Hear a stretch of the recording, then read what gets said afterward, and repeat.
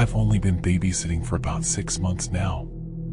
It was an easy way to make money and it didn't require me to have any real, applicable skills. It was slow going at first, but a couple of months ago I hit the jackpot after a young couple from the rich part of my town asked me to look after their 2 kids one Friday night.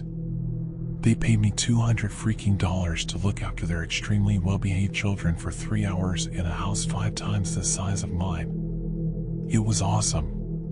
The young couple must have also thought that I had done a good job because word spread quickly around the rich neighborhood about the nice, young lady who was willing to look over your children so you could go out for a night of drinking and fun. And when I say that this neighborhood is one of the richest in our state, I am not exaggerating. Most of the people living there are young couples who have come from a long line of wealthy families. Sometimes I'll babysit for a few hours and make a couple $100.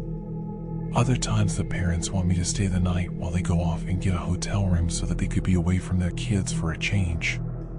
That is where I make the big bucks.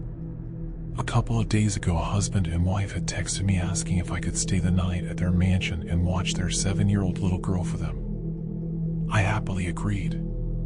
If only I knew what I was in for. When the day finally came, I drove my beat-up Jeep Wrangler to the edge of the rich neighborhood and made my way up this private driveway that I had never noticed before because the entrance was hidden back amongst the trees that surround the entire north side of town. I drove up this steep, winding driveway for what seemed like 10 minutes before I finally saw the house come into view. Out of all the houses I babysat at, this was hands down the most gorgeous one I've ever seen.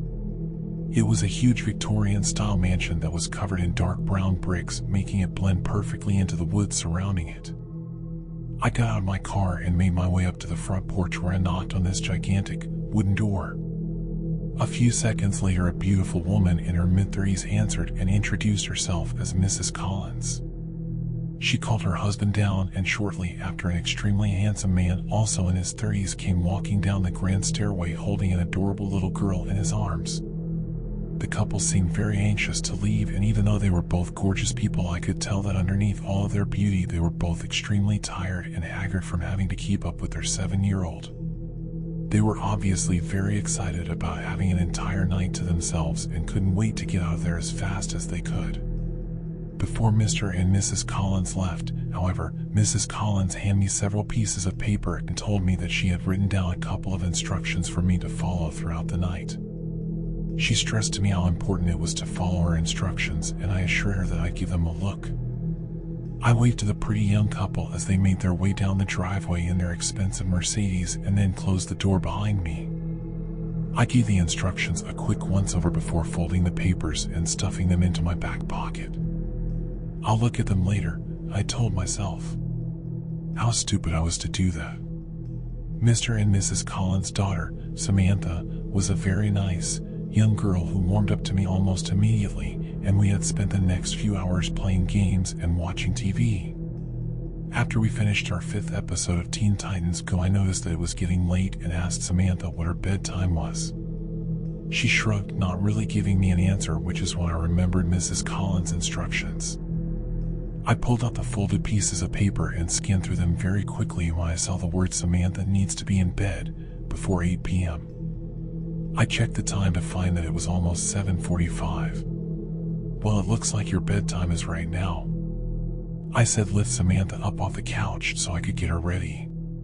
She brushed her teeth and I tucked her into her California king-size mattress. I told her good night and was leaving her room when she said something that stopped me in my tracks. Don't forget to lock my door before you leave, she said. I stopped walking and turned back around toward her, confused. What do you mean, don't forget to lock your door? I asked. Why would I need to lock your door? What if you have to go to the bathroom in the middle of the night? She looked at me innocently and shrugged her shoulders again. I don't know, but Mommy always locks my door before I go to sleep. She says she does it to protect me and herself. I don't remember what happens after I fall asleep, but Mommy says that I always try to leave my room at night, which is a bad thing. I looked at her dumbfounded. I didn't know what to say. Mommy told me that she would leave instructions for you to follow, and locking my door is one of them, she said. Oh, okay Samantha, I'll lock your door. Good night, sweetheart," I stammered. She gave me a big smile and rolled over in her bed. I closed her door and noticed that there was a latch drilled into the door frame that would allow someone to lock it from the outside. I closed the latch and then walked back downstairs so I could read the rest of Mrs. Collins' instructions. When I had first seen the pieces of paper, I was under the impression that they were just instructions that told me what shows Samantha is not allowed to watch or how to operate the surround sound. After I started reading them, though, I realized that I was wrong. I was completely and utterly wrong. "Hello, Annie. I'm so glad that you agreed to stay the night and babysit Samantha for us. She is such an angel, and I am sure that the both of you will get along very well. I know that our house might seem old and scary, but don't worry, because nothing bad will happen to you as long as you follow some simple instructions. 1. Firstly, Samantha needs to be in bed in her room with the door locked before 8 p.m. Do not open up her bedroom door after 8 p.m. I repeat, do not open Samantha's bedroom door after 8 p.m. She will try to convince you to open the door in many different ways. She will cry, scream, and threaten you until you give in, but do not listen to her. She can't hurt you as long as the door is closed. 2. Between 8:30 and 9:30 p.m. make sure you remain in the living room with the lights turned on.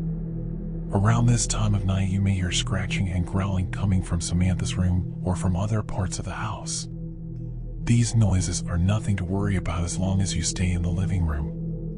Watch some TV to pass the time. We have a lot of movies to choose from. Winky face.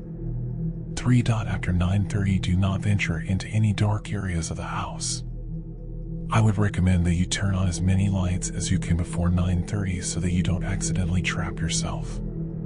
You might begin to see things hiding in the dark areas of the house from time to time, and sometimes they will even try to talk to you. Just ignore them and they'll eventually ignore you as well. You might also happen to see a pair of yellow cat eyes looking at you through the darkness every once in a while. Do not stare at them for more than 30 seconds. For .at around 10 p.m. it might begin to sound like there are several people walking around in the basement downstairs. Do not worry, because as long as you stay out of the basement they cannot get to you. I know it sounds unlikely, but around this time you will begin to feel an overwhelming urge to walk down into the basement. If this happens, go into the kitchen and drink a cold glass of milk. This usually helps. The urge will most likely pass after about 10 minutes, but if the urge is still there after 10 minutes and you don't think that you will be able to stop yourself from walking into the basement, then call either me or Mr. Collins and we'll tell you what to do. 5. When 10:30 comes around you will begin to hear something running back and forth in the hallway upstairs. Stay on the first floor of the house during this time. Don't worry about Samantha. As long as you locked her door beforehand, he won't be able to get to her. If you start to hear him making his way down the stairs, then lock yourself in the first floor bathroom with the lights on. He will knock on the bathroom door repeatedly and will try impersonating someone close to you like your mom or your dad in order to trick you into opening the bathroom door for him. He is really good at it. No matter what he says to you and no matter who he sounds like, do not open the door. He should go away after 5 minutes. Check under the door to make sure that he is no longer there before you open it. 6. Now this next part is very important. You will be sleeping in our guest room upstairs for the night. Before you go to bed, make sure that you leave a plate outside your bedroom door with a piece of raw steak on it. You can find the raw steak in our refrigerator, and leave a glass of milk next to the plate as well. On a piece of paper, write the words "Park at Me" in red ink and leave it on the plate with the raw meat. Also, at some point during the night you might wake up and notice that there is something standing in the corner of your room. Please refrain from looking at the figure as much as you can. I'd recommend wearing earbuds so that you won't hear it muttering to itself. And that's about it. There are also a few other general rules that you should follow throughout the night just to make sure that nothing bad happens. Rule 1. If the house phone rings at any point during the night, don't answer it no matter how long or how loud it might ring. Mr. Collins and I will call your cell phone if we need to talk with you. Rule 2. If you feel something tap you on the shoulder at any point during the night, don't turn around and wait at least 30 seconds before moving again. Rule 3. Don't eat meat after 8 o'clock. They might see it as a threat and will most likely attack you. Thanks again, Annie. If you have any trouble or questions, feel free to call me or my husband at any point during the night. If you do call us and a man with a very deep voice answers the phone, hang up immediately and try calling us again. P.S. Throughout the night you might hear a dog whimpering from somewhere off inside the house. We don't have a dog, so don't go looking for it. I hadn't realized what I had gotten myself into. It is currently 8:31 p.m. as I am writing this, and the growling noises just started. It sounds like they're coming from every room in the fucking house. I thought that Samantha's screams from a couple minutes ago were going to be the worst part, but now I can hear her muffled growls from upstairs, and I can assure you that this is worse. This is so much worse. I'm a SWAT officer who was called to deal with an incident at a middle school. But for some reason, we can't enter room 203. I've seen a lot of really disturbing stuff throughout my life, but nothing from my past experiences could have stopped my hands from shaking so hard right now.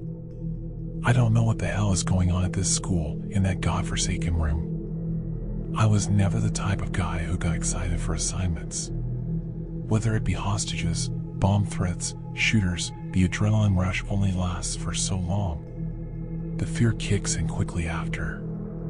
Only got one life, after all. The worst cases are the ones with kids involved. I have a niece who's innocent and carefree beyond comprehension. My skin crawls thinking about her being exposed to those kinds of situations.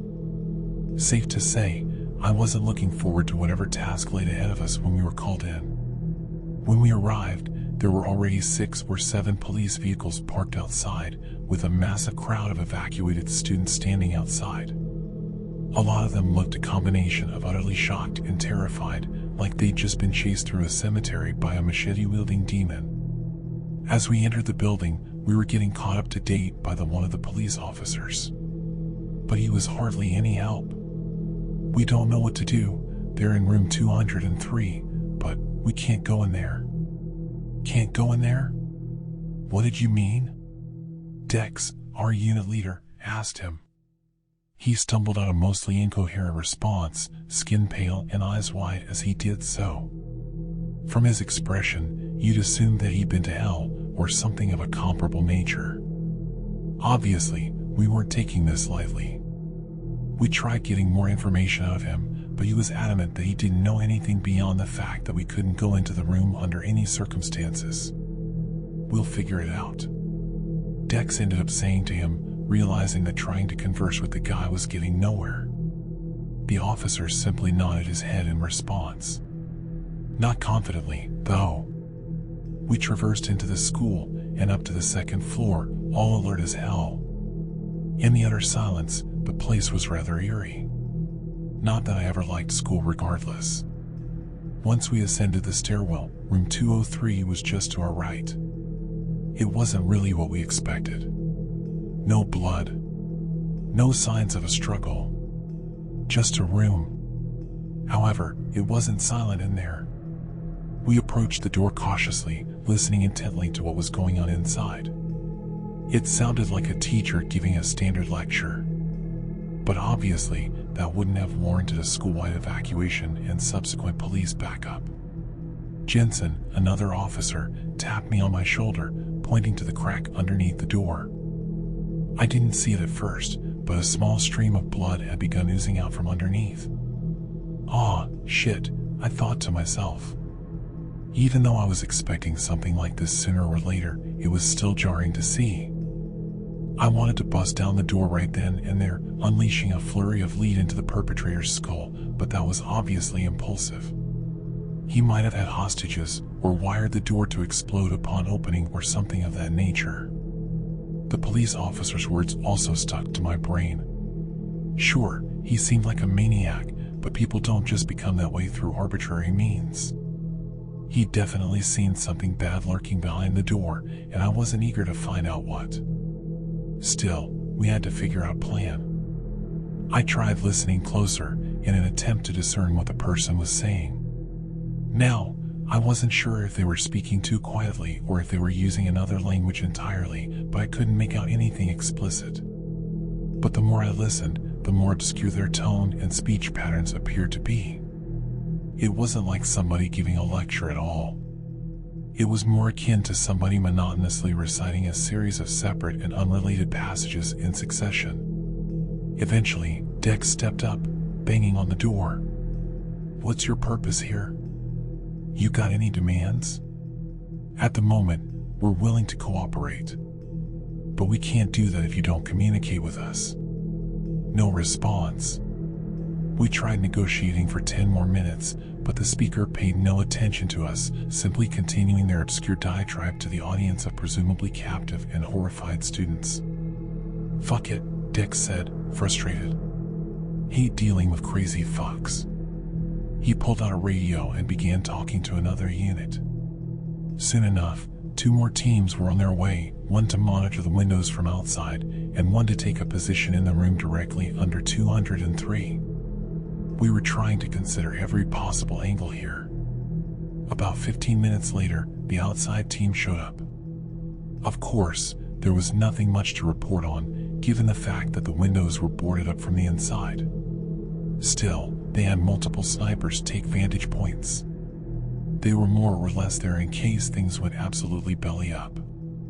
"This is some bullshit," Axwell, another officer, said. "If they end up never telling us anything, are we just going to wait here forever? The kids might die of natural causes instead." I wasn't going to be the one to say it, but I sure was thinking it. There were no easy solutions for situations like these.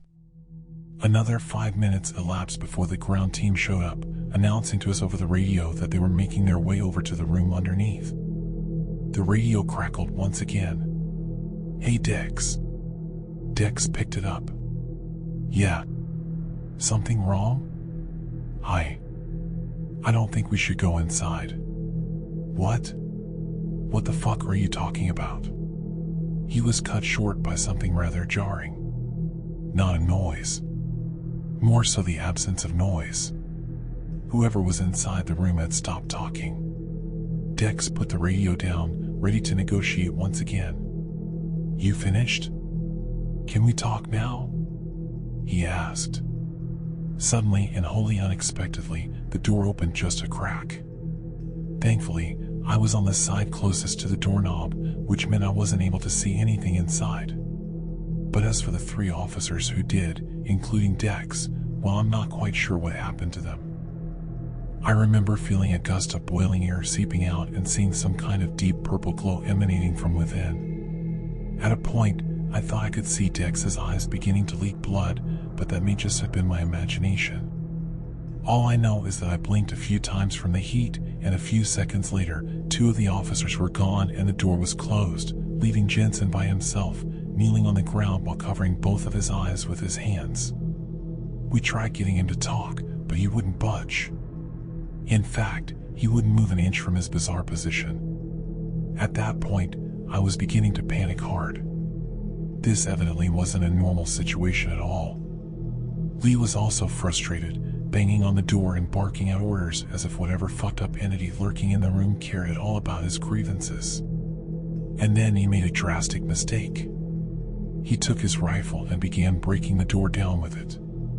He managed to get about halfway through before succumbing to whatever fate Jensen had just before him. I turned around, seeing him also covering his eyes, frozen in a position on the ground. I tried not to look at the purple light flowing out from the holes in the door as I made eye contact with Axwell. We were both ready to get the fuck out of there. I took the lead, rushing towards the stairwell. But after about 2 seconds of running, I heard a scream from behind me. Some kind of large insect-like appendage shrouded in a dark violet smoke had burst through one of the holes, grabbing him by the waist. I reckon that if I were a single second later, it would have done the same to me as well. I tried shooting at the thing, but my bullets simply bounced off. It pulled Axwell in shortly after, demolishing the door with it. The room was completely open now, but I wasn't planning on investigating. Just like that, I was the last man standing. I bolted down the stairwell and through the first floor hall, only to find the path to the nearest exit blanketed in the same smoke that was coming off of the appendage. There was no way in hell I was going to try traversing through it. I picked up my radio, attempting to contact the floor unit instead. "Where are you guys? What's going on?" A shaky voice answered on the other end. You better hide." "Hide?" I questioned. "Why don't we get our asses out of here instead?" I'm looking outside the window right now. Something's happening out there." Given all the commotion, my mind had automatically filtered out the noise. I concentrated, hearing suppressed screams and sporadic gunshots emanating from beyond the walls of the school. "Come on," I muttered. I did as I was told, stumbling into a straight classroom and barricading the door behind me. The room I'm in now doesn't have any windows, so I can't tell what's going on outside. I've been checking for news updates on my phone, but nothing. I'm also averse to using my radio to call for help, because it might give my position away. I don't know what the hell's lurking out there in the hallways, but I can certainly hear something moving around. Not sure how far it is, though. I guess I'll just have to wait here until somebody comes for me. All 18 lives of Omen, the cat. 1. It was a shock when our family cat, Nancy, passed away whilst giving birth to a litter of only one kitten. And an even further shock when we noticed that this particular kitten, wrinkled and pink, had 2 heads. Pa said it was an omen. An omen of what? The kitten made a noise, halfway between a squeak and a cough. Pa paused. "I don't know." We were silent for a bit whilst we thought on this. We didn't know either, but no one could doubt that it had to mean something. It made for a good name though, Omen. And so it stuck. The vet told us Omen didn't have long for this world, said that animals with mutations like this rarely lasted more than a few weeks at best. He suggested we make a quick bit of cash and find a museum or lab nearby to sell them to. 2 heads, 2 sets of genitals, he said. Omen was a 5-figure paycheck waiting to happen. We refused. Omen was ours. In the end, Omen would end up outliving that vet, and part of me, although I know it can't be true, believes that Omen always held a grudge against him for what he told us that morning. The vet made a joke in poor taste as we left. Might last a little longer. You never know, 9 lives in all. I remember our whole family watching the way Pa looked at Omen's 2 heads, and then back to the vet. 18, he corrected. 18 lives. 2. We spent the next few months hand-feeding Omen, both of their heads desperately hungry. Ma would often joke that it was like they had 2 stomachs, with the amount of milk they'd get through. We'd take turns to feed in the night, and even though I was much too young to be staying up that late, they could see how much this cat meant to me, and they'd give me an hour or 2 after dark. Omen had the most beautiful black coat, with sleek white socks, and a small cream spot, like a monk, on the top of their left head. The heads would sometimes chatter to each other, and meek little mews when they were alone, as if comparing notes on their new body. Omen always ate better if they could sit in your lap, nestling their body in the fold of your legs whilst both your hands would hold 2 small bottles for them to suckle from. Sometimes I'd sneak out of bed and sleep on the floor in Omen's room, only to be found and scolded by my parents when the morning came. But they didn't mind, really. Omen was our favorite. 3. On the morning before his first birthday, Omen brought in a 2-headed mouse, clamped in the right head's jaws. The thing was limp and made a soft pat when they dropped it onto the floor.